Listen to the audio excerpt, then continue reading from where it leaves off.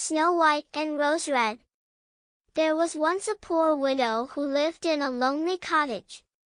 In front of the cottage was a garden wherein stood two rose trees, one of which bore white and the other red roses. She had two children who were like the two rose trees, and one was called Snow White, and the other Rose Red. They were as good and happy, as busy and cheerful as ever two children in the world were, only Snow White was more quiet and gentle than Rose Red. Rose Red liked better to run about in the meadows and fields seeking flowers and catching butterflies, but Snow White sat at home with her mother, and helped her with her housework, or read to her when there was nothing to do. The two children were so fond of one another that they always held each other by the hand when they went out together, and when Snow White said, "We will not leave each other," Rose Red answered, "Never so long as we live," and their mother would add, "What one has she must share with the other." They often ran about the forest alone and gathered red berries, and no beasts did them any harm, but came close to them trustfully. The little hare would eat a cabbage leaf out of their hands, the roe grazed by their side, the stag leapt merrily by them, and the birds sat still upon the boughs, and sang whatever they knew. No mishap overtook them. If they had stayed too late in the forest, and night came on, they laid themselves down near one another upon the moss, and slept until morning came, and their mother knew this and did not worry on their account. Once when they had spent the night in the wood and the dawn had roused them, they saw a beautiful child in a shining white dress sitting near their bed. He got up and looked quite kindly at them, but said nothing and went into the forest.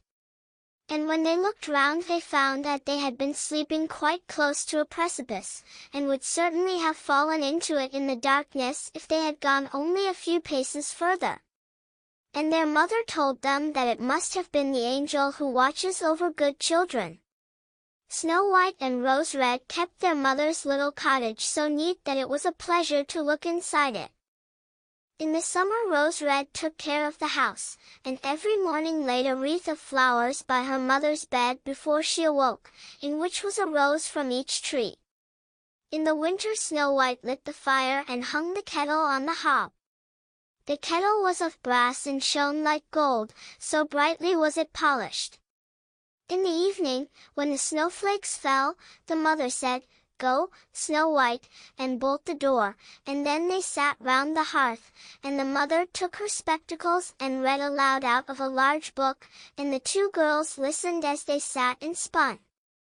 And close by them lay a lamb upon the floor, and behind them upon a perch sat a white dove with its head hidden beneath its wings.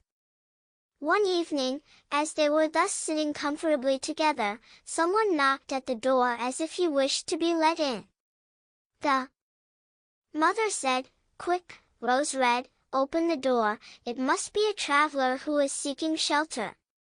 Rose Red went and pushed back the bolt, thinking that it was a poor man, but it was not, it was a bear that stretched his broad, black head within the door.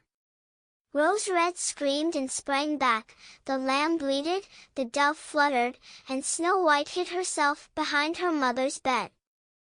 But the bear began to speak and said, "Do not be afraid, I will do you no harm. I am half frozen, and only want to warm myself a little beside you." "Poor bear," said the mother, "lie down by the fire, only take care that you do not burn your coat." Then she cried, "Snow White, Rose Red, come out, the bear will do you no harm, he means well." So they both came out, and by the lamb and dove came nearer, and were not afraid of him.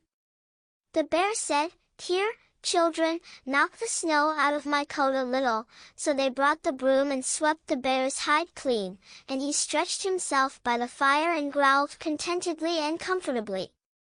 It was not long before they grew quite at home, and played tricks with their clumsy guest. They tugged his hair with their hands, put their feet upon his back and rolled him about, or they took a hazel switch and beat him, and when he growled they laughed. But the bear took it all in good part, only when they were too rough he called out, "Leave me alive, children, Snow White, Rose Red, will you beat your wooer dead?" When it was bedtime, and the others went to bed, the mother said to the bear, "You can lie there by the hearth, and then you will be safe from the cold and the bad weather." As soon as day dawned the two children let him out, and he trotted across the snow into the forest. Henceforth the bear came every evening at the same time, laid himself down by the hearth, and let the children amuse themselves with him as much as they liked, and they got so used to him that the doors were never fastened until their black friend had arrived. When spring had come and all outside was green, the bear said one morning to Snow White, "Now I must go away, and cannot come back for the whole summer." "Where are you going, then, dear bear?" asked Snow White. "I must go into the forest and guard my treasures from the wicked dwarfs. In the winter, when the earth is frozen hard, they are obliged to stay below and cannot work their way through. But now, when the sun has thawed and warmed the earth, they break through it, and come out to pry and steal, and what once gets into their hands, and in their caves, does not easily see daylight again." Snow White was quite sorry at his departure, and as she unbolted the door for him, and the bear was hurrying out, he caught against the bolt and a piece of his hairy coat was torn off, and it seemed to Snow White as if she had seen gold shining through it, but she was not sure about it. The bear ran away quickly, and was soon out of sight behind the trees. A short time afterwards the mother sent her children into the forest to get firewood. There they found a big tree which lay felled on the ground, and close by the trunk something was jumping backwards and forwards in the grass, but they could not make out what it was. When they came nearer they saw a dwarf with an old withered face and a snow-white beard a yard long. The end of the beard was caught in a crevice of the tree, and the little fellow was jumping about like a dog tied to a rope, and did not know what to do. He glared at the girls with his fiery red eyes and cried, "Why do you stand there? Can you not come here and help me?" "What are you up to, little man?" asked Rose Red. "You stupid, prying goose," answered the dwarf, "I was going to split the tree to get a little wood for cooking. The little bit of food that we people get is immediately burnt up with heavy logs. We do not swallow so much as you coarse, greedy folk. I had just driven the wedge safely in, and everything was going as I wished, but the cursed wedge was too smooth and suddenly sprang out, and the tree closed so quickly that I could not pull out my beautiful white beard, so now it is tight and I cannot get away," and the silly, sleek, milk-faced things laugh. "Ugh! How odious you are!" The children tried very hard, but they could not pull the beard out, it was caught too fast. "I will run and fetch someone," said Rose Red. "You senseless goose," snarled the dwarf, "why should you fetch someone? You are already too many for me, can you not think of something better?" "Don't be impatient," said Snow White, "I will help you," and she pulled her scissors out of her pocket, and cut off the end of the beard. As soon as the dwarf felt himself free he laid hold of a bag which lay amongst the roots of the tree, and which was full of gold, and lifted it up, grumbling to himself, "Uncouth people, to cut off a piece of my fine beard! Bad luck to you," and then he swung the bag upon his back, and went off without even once looking at the children. Some time afterwards Snow White and Rose Red went to catch a dish of fish. As they came near the brook they saw something like a large grasshopper jumping towards the water, as if it were going to leap in. They ran to it and found it was the dwarf. "Where are you going?" said Rose Red. "You surely don't want to go into the water." "I am not such a fool," cried the dwarf. "Don't you see that the accursed fish wants to pull me in?"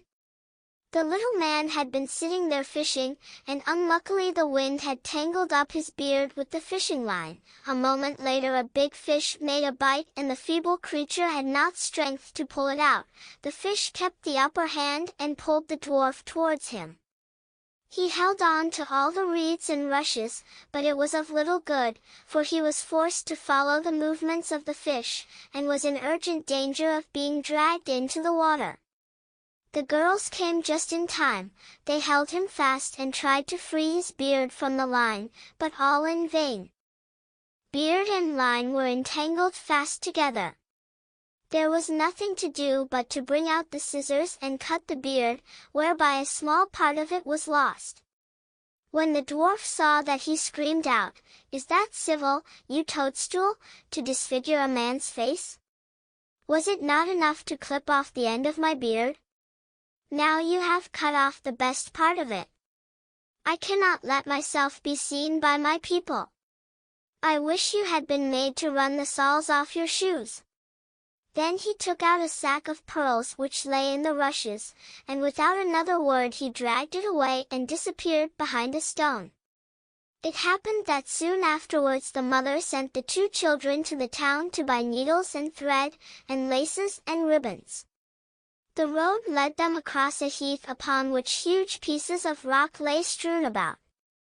There they noticed a large bird hovering in the air, flying slowly round and round above them. It sank lower and lower, and at last settled near a rock not far away. Immediately they heard a loud, piteous cry. They ran up and saw with horror that the eagle had seized their old acquaintance the dwarf, and was going to carry him off. The children, full of pity, at once took tight hold of the little man, and pulled against the eagle so long that at last he let his booty go. As soon as the dwarf had recovered from his first fright, he cried with his shrill voice, "Could you not have done it more carefully? You dragged at my brown coat so that it is all torn and full of holes, you clumsy creatures." Then he took up a sack full of precious stones, and slipped away again under the rock into his hole. The girls, who by this time were used to his ingratitude, went on their way and did their business in town. As they crossed the heath again on their way home, they surprised the dwarf, who had emptied out his bag of precious stones in a clean spot, and had not thought that anyone would come there so late. The evening sun shone upon the brilliant stones. They glittered and sparkled with all colors so beautifully that the children stood still and stared at them. "Why do you stand gaping there?" cried the dwarf, and his ashen-gray face became copper-red with rage. He was still cursing when a loud growling was heard, and a black bear came trotting towards them out of the forest. The dwarf sprang up in a fright, but he could not reach his cave, for the bear was already close. Then in the dread of his heart he cried, "Dear Mr. Bear, spare me, I will give you all my treasures. Look, the beautiful jewels lying there. Grant me my life. What do you want with such a slender little fellow as I? You would not feel me between your teeth. Come, take these two wicked girls, they are tender morsels for you, fat as young quails, for mercy's sake eat them." The bear took no heed of his words, but gave the wicked creature a single blow with his paw, and he did not move again. The girls had run away, but the bear called to them, "Snow White and Rose Red, do not be afraid, wait, I will come with you." Then they recognized his voice and waited, and when he came up to them suddenly his bearskin fell off, and he stood there a handsome man, clothed all in gold. "I am a king's son," he said, "and I was bewitched by that wicked dwarf, who had stolen my treasures. I have had to run about the forest as a savage bear until I was freed by his death. Now he has got his well-deserved punishment." Snow White was married to him, and Rose Red to his brother, and they divided between them the great treasure which the dwarf had gathered together in his cave. The old mother lived peacefully and happily with her children for many years. She took the 2 rose trees with her, and they stood before her window, and every year bore the most beautiful roses, white and red.